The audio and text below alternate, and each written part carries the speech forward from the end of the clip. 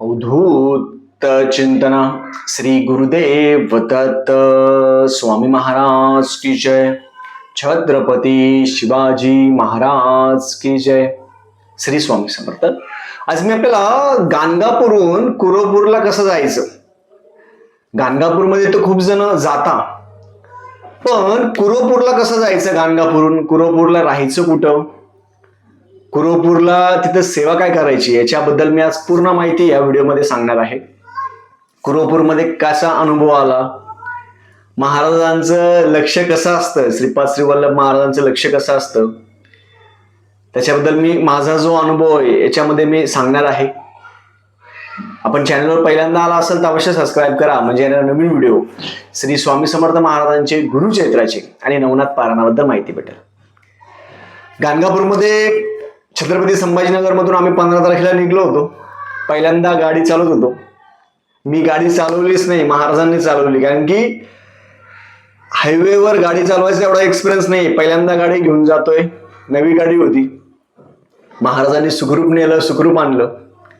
15 तारखेला छत्रपती संभाजीनगरवरून आम्ही निघलो सकाळी 5 वाजता. 1 वाजता आम्ही तिथे पोहोचलो. नंतर रूम ह्या सगळ्या गोष्टी केल्यानंतर दर्शन घेतलं, आरती केली. दुसऱ्या दिवशी 16 तारखेला गुरुचरित्र पारायण झालं आणि 17 तारखेला सकाळी आम्ही कुरोपूर इथे निघलो. पहिले वाटत होतं खूप लांब आहे, पहिल्यांदा गेलो होतो मी. 2006ला कुरोपूरला गेलो होतो, त्याच्यानंतर आता पहिल्यांदा चाललो होतो. तर गाणगापूरहून कुरोपूरला जायचं असेल तर त्याच्यामध्ये आपण गाडीने जाणार असाल तर गाडीनेच जा, कारण की रेल्वेने जाणार असेल तर रायचूर पर्यंत आपल्याला जावं लागेल. रेल्वेने रायचूर पर्यंत जायचं. तिथून 30 किलोमीटर अंतरावर श्रीपाद श्री वल्लभ महाराजांचं मंदिर आहे. गाडी थेट मंदिरापर्यंत जाते, पण तिथलची एवढी काही माहिती नव्हती. आपण जोपर्यंत जात नाही तोपर्यंत आपल्याला काही माहिती भेटत नाही. तर आम्ही सकाळी ठरवलं, माझा मुलगा असेल, मुलगी असेल.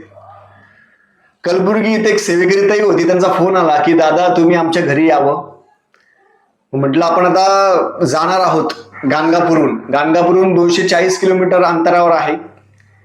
आम्ही जायच्या वेळेस शक्तीनगर, मिटकळ, कलबुर्गी ह्या साईडने गेलो होतो. मग कलबुर्गीच्या तिथे गेल्यानंतर त्यांच्या घरी गेलो आम्ही. त्यांनी घरी बोलवलं. त्यांच्या घरी जेवण असेल ते म्हटले की आम्हाला गुरुचरित्रासाठी, त्यांचं गुरुचरित्राचं उद्यापन होतं. ते म्हटले की दादा आमच्या इथे ब्राह्मण नाही भेटत, तर तुम्ही गाणगापूरमध्ये आलेला आहात तर आमच्या घरी अवश्य या.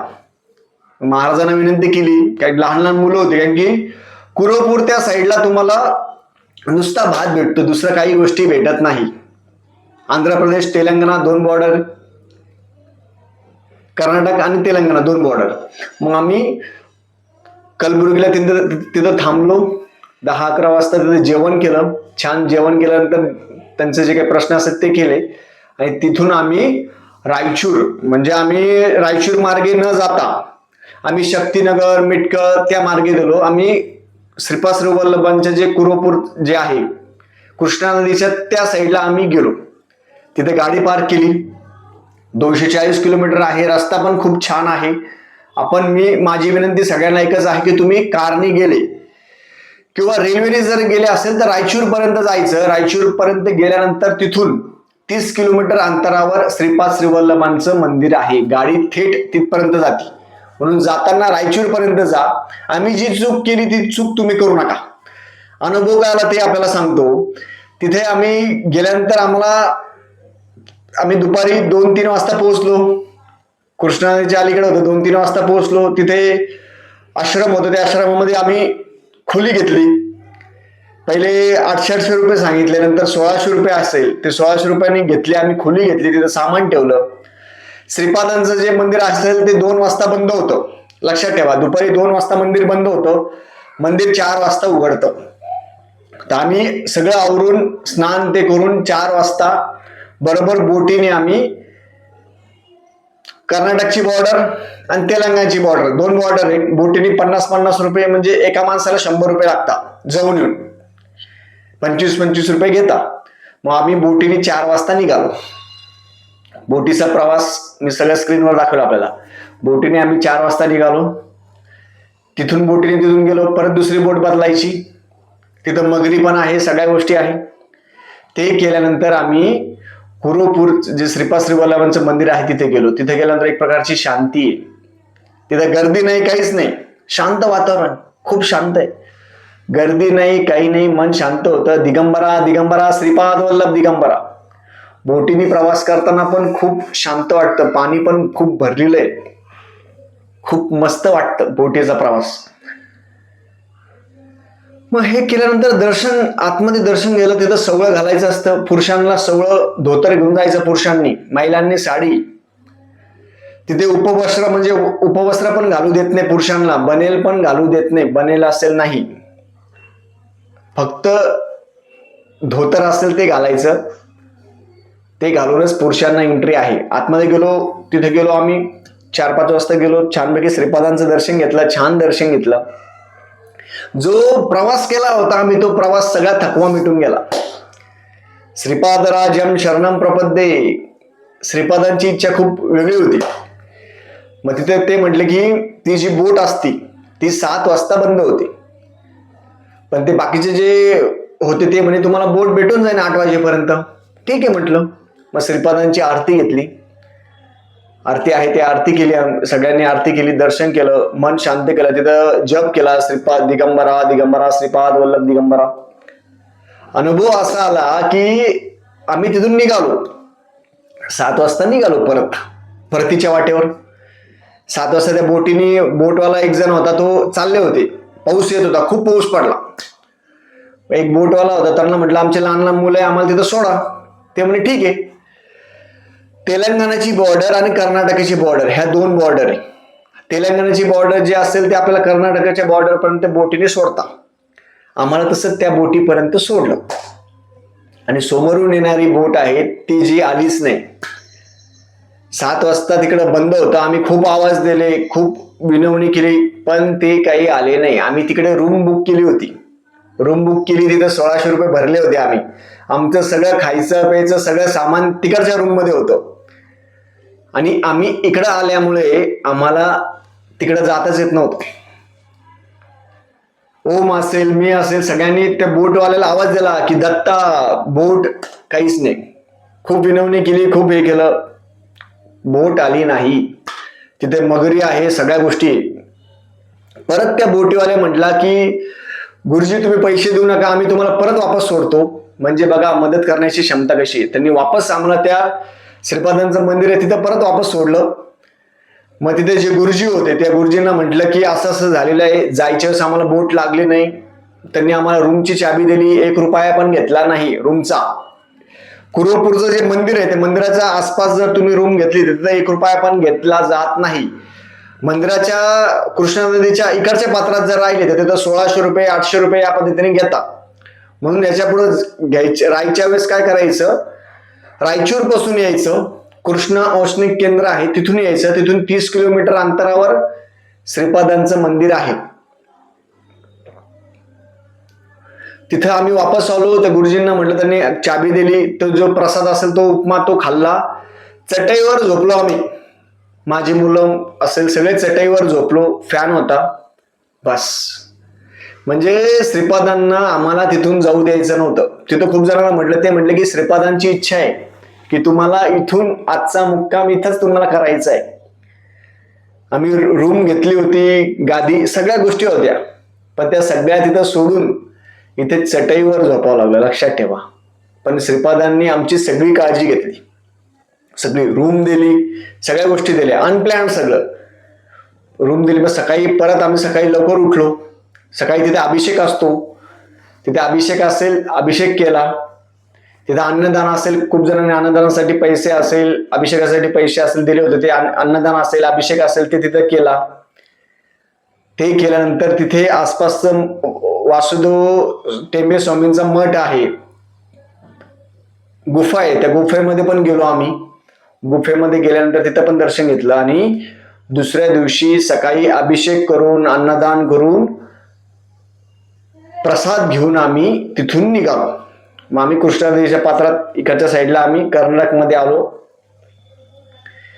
मग अनुभव म्हणजे हाच आहे की श्रीपादांना आम्हाला तिथून जाऊ द्यायचं नव्हतं त्या दिवशी. ते म्हटले तुम्ही गाणगापूरला कसा मुक्काम करता तर माझ्याजवळ थांबा. श्रीपादांची अशी इच्छा होती, माझ्याजवळ थांबा. कृष्णनदीचं पात्र खूप मोठं आहे आणि जायच्या वेळेस पण आम्हाला मगर दिसली, मला तर डायरेक्ट मगर दिसली होती. पण रात्री जो प्रसंग घडला, आम्ही इथून निघालो 7 वाजता, बोट बंद होती. हे लक्षात ठेवा तुमच्यासाठी. 7 वाजता तुम्ही कुरोपूरला गेलात तर रायचूर मार्गे जा. आम्ही जी चूक केली ती चूक तुम्ही करू नका. सगळ्यांना हात जोडून विनंती आहे. पैसे वाया घालू नका, कारण की आमच्या तिकडे पण 1600 रुपये गेले. ते इकडे कुरोपूरच्या मंदिरामध्ये तिथे 1 रुपया घेतला जात नाही, राहण्यासाठी फ्री आहे. म्हणून कधीही येताना काय करायचं, तुम्ही रेल्वेने जरी आला, गाणगापूरहून रायचूर पर्यंत रेल्वे, रायचूरहून आला तर कृष्णा औष्णिक केंद्रापासून त्या साईडने या, गाडी थेट तिथपर्यंत जाते. तुम्ही कारने आले तरी पण रायचूर मार्गे या, गाडी थेट तिथपर्यंत जाते. शक्तिनगर या साईडने येऊ नका, या साईडने नका येऊ, डायरेक्ट या साईडने या. सगळ्या गोष्टी होतील आणि तिथे प्रसाद पण असतो. आणि सकाळच्या वेळेस जर तुम्ही गाणगापूरहून जर आला तर 240 किलोमीटर अंतरावर आहे, 4 ते 5 घंटे लागतात बस. यायचं, दर्शन करून तुम्ही वापस परत जाऊ शकता. राहायचं जर वाटलं तुम्हाला, मुक्काम करावं जर वाटला तर तुम्ही कुरोपूरच्या तिथे संस्थांचं आहे, ते फ्री आहे, विनामूल्य आहे. आमच्याकडून 1 रुपया पण घेतला नाही, नाही घेतला त्यांनी, 1 रुपया नाही घेतला. इकडे अलीकडच्या याच्यात आम्ही तर 1600 रुपये भरले होते, त्यांना वापस परत मागितलं ते म्हणे नाही आम्ही परत पैसे देत नाही. आणि तिथे त्या रूम मध्ये आम्ही राहिलो पण नव्हतो. असं असतं, हे श्रीपादांचं नियोजन असतं. तिथे भरपूर लोकांना विचारलं, ते गुरुजी म्हटले की श्रीपादांना, तुम्हाला श्रीपादांचे आणि तुमचे काही ऋणानुबंध असेल त्यामुळे ते तुम्हाला इथून सोडत नाहीये. खूप बोटी होत्या पण बोट येतच नव्हती. ऋणानुबंध काही असेल, श्रीपादांना तुम्हाला इथून जाऊ द्यायचं नसेल, मुक्काम करायचा असेल, त्याप्रमाणे मुक्काम केला. दुसऱ्या दिवशी अभिषेक असेल, अन्नदान असेल, नामस्मरण असेल, ते सगळं केलं आणि छान प्रवास झाला. तुम्ही पण गाणगापूरमध्ये आला असेल, गाणगापूरमधून तुम्हाला जायचं असेल तर रायचूर मार्गे जा, तिथे मुक्काम करा, कुरोपूरमध्ये मुक्काम करा. खूप चांगलं वातावरण आहे, खूप छान आहे. तिथे तुम्ही स्वामी चरित्र वाचू शकता, नामस्मरण करू शकता. आणि दिगंबरा दिगंबरा श्रीपाद वल्लभ दिगंबरा हा मंत्र जिथून उत्पन्न झाला ती जागा आहे श्रीपादांची. श्रीपादांच्या इच्छेशिवाय तिथे कोणीही येऊ शकत नाही, नाही येऊ शकत. तिथे सेवा करणारे पण एक दादा होते, ते पण भेटले, त्यांचा अनुभव सांगितला. ते म्हणतात की सगळे करता आणि करविता श्रीपाद वल्लभ आहे, श्रीपाद राजम शरणम प्रपद्ये. ते तुम्हाला संकटामध्ये पण, संकटात असलो, आम्ही संकटामध्येच होतो ना, बोटीने गेलो, रात्र झाली, 8-9 वाजले, कोणी नव्हतं. आम्ही आवाज देत होतो की कोणीतरी या आम्हाला मदत करा, कोणीतरी या आम्हाला मदत करा. शेवटी कोणीही आलं नाही. आम्हाला परत त्या बोटीवाल्यांनी परत कुरोपूरच्या मंदिरामध्ये वापस आणून ठेवलं, रूम घेतली, प्रसाद घेतला आणि शांत झोपलो, चटईवर झोपलो. ती झोप मला आयुष्यात खूप महत्वाची. म्हणजे आपण म्हणतो ना आपल्याकडे हे ते असं काहीच नाही, आपण शून्य शून्य. आपण चटईवर झोपलो. दुसऱ्या दिवशी सकाळी उठून सेवा केली, महाराजांनी सेवा करून घेतली. खूप छान अनुभव झाला. तुम्ही पण गाणगापूरमध्ये आल्यानंतर, जर गाणगापूरमध्ये प्लॅन असेल तुमचा, तुम्ही कारने येणार असाल तर 1 दिवस कुरोपूर साठी राखून ठेवा. गाणगापूरमध्ये जाच, पण कुरोपूर तिथून जवळ आहे. रायचूर मार्गे जायचं, कृष्णा औष्णिक केंद्र आहे, तिथून 30 किलोमीटर अंतरावर आहे. म्हणून रायचूर पासून तुम्ही जर गेलात तर तुम्हाला तिथे जवळ आहे, हे लक्षात घ्या. तिथून जवळ आहे, त्या पद्धतीने तुम्ही जाऊ शकता. अशा पद्धतीने आम्हाला अनुभव आलेला आहे. तिथं भरपूर गुरुजींना विचारलं, ते म्हटले श्रीपादांना तुम्हाला सोडायचं नव्हतं, तुम्हाला त्यांनी वापस बोलून घेतलं. आणि ज्यांना वापस बोलून घेतलं ना तर ते त्यांची पूर्ण काळजी घेतात. म्हणून असा अनुभव होता. खूप मन शांत झालं, मन प्रसन्न झालं, खूप सेवा करायला भेटली आणि छान वाटलं. तिथे वासुदेवानंद सरस्वती यांची गुफा पण आहे, गुफामध्ये पण गेलो, खूप छान वाटलं, मन प्रसन्न वाटलं. तुम्ही पण ते कुरोपूरमध्ये जास्त भात खाल्ला जातो, जो प्रसाद असतो तो प्रसाद घेतला आम्ही आणि पुढच्या प्रवासाला, दुसऱ्या दिवशी पुढच्या प्रवासाला आम्ही निघालो. एक सोलापूरची ताई होती, त्यांच्या घरी गेलो, तिथे पण राहिलो आम्ही, तिथे पण प्रसाद घेतला आणि तिथून पुढे आम्ही नंतर तुळजापूर करून आम्ही मग छत्रपती संभाजीनगर या ठिकाणी आलो. सोलापूरची ताई आहेत, त्यांच्या घरी जाण्याचा योग आला. त्यांची खूप इच्छा होती की दादा तुम्ही आमच्या घरी या, आमच्या घरी या. म्हटलं महाराजांची इच्छा आहे, अक्कलकोटमध्ये दर्शन घेऊन आम्ही मुक्कामी, कारण की कुरवपूर पासून गाणगापूर पर्यंत वापस यावंच लागतं अफजलपूर मार्गे. ते 240 किलोमीटर आणि 240 किलोमीटर परत अक्कलकोट, अक्कलकोटून परत सोलापूर. म्हणजे मी सकाळी 9 वाजेपासून जे गाडी चालवत होतो तर रात्री 10 वाजले तरी पण गाडी चालवतच होतो. 12 घंटे लागले मला. सोलापूरच्या त्याचं ते तिथं राहिलो, खूप छान वाटलं. तिथं पण श्रीपादांचं दर्शन झालं, खूप छान दर्शन झालं. अक्कलकोटमध्ये पण दर्शन खूप छान झालं. मग तिथे जेवण करून रात्री झोपलो. सकाळच्या वेळेस आम्ही 11 वाजता छत्रपती संभाजीनगर या ठिकाणी निघालो. असा छान प्रवास दत्त महाराजांनी, श्रीपाद श्रीवल्लभ महाराजांनी छान प्रवास करून घेतला. मन प्रसन्न झालं. रस्त्यामध्ये कोणतेही छानपैकी दर्शन झालं. ड्रायव्हिंग करताना पण मला काही वाटत नाही. काल रात्री आम्ही 7-8 वाजता आलो घरी छत्रपती संभाजीनगरमध्ये आणि छान प्रवास झाला. विना अडथळे हे सगळा प्रवास करणारे दत्त महाराज आहे. गाडी मला चालवता येत नाही, हायवेवर मी घाबरतो, पण महाराजांनी हे सगळ्या गोष्टी करून घेतल्या. हे माझा अनुभव आहे. गाडी मी चालवलेली नाही, मी स्वतः सांगतो, मी कोणीच नाहीये. दत्त महाराज नेता, दत्त महाराज आणून ठेवता. म्हणून दत्त महाराजांवर विश्वास ठेवला पाहिजे. लक्षात ठेवा, कधी ठेवा. महाराज सोबत असतात, संकट येऊ देत नाही. संकट नाही, पण आपण आपली काळजी घ्यायची, आपण आपली सुरक्षा ठेवायची. तुम्ही कुरवपूरला जाणार असाल, ग्रुपने जा, एकटे जाऊ नका. असं जर प्रसंग घडला आणि बोटीचा जो कुरवपूरचं मंदिर आहे 2 वाजेपर्यंत चालू असतं. 2 वाजता कुरवपूरचं मंदिर बंद होतं. 4 वाजता सुरू होतं. 4 वाजता सुरू झाल्यानंतर 6-7 वाजता बंद होतं. सकाळी 5 वाजता अभिषेक चालू होतो. तुम्ही जाणार असाल तर कुरवपूरच्या मंदिराच्या जवळ राहा, ही माझी तुम्हाला सगळ्यांना कळकळून हात जोडून विनंती आहे. तिथे सगळं विनामूल्य. मी इकडे पैसे घालायची गरज नाही. आम्ही जी चूक केली ती तुम्ही करू नका. रायचूर मार्गे जायचं, 30 किलोमीटर अंतरावर श्रीपादांचं मंदिर आहे. झालेली सेवा मी महाराजांच्या रुजू करतो आणि खूप आनंद वाटला. सगळे दर्शन छान झाले. गाणगापूर असेल, कुरवपूर असेल, अक्कलकोट असेल, तुळजापूर असेल, छान दर्शन झालं. महाराजांनी असंच दर्शन करून घ्यावं. झालेली आणि प्रवासामध्ये कोणालाही काही त्रास झाला नाही, काही नाही, खूप छान झालं. झालेली सेवा मी महाराजांच्या रुजू करतो. श्री स्वामी समर्थ.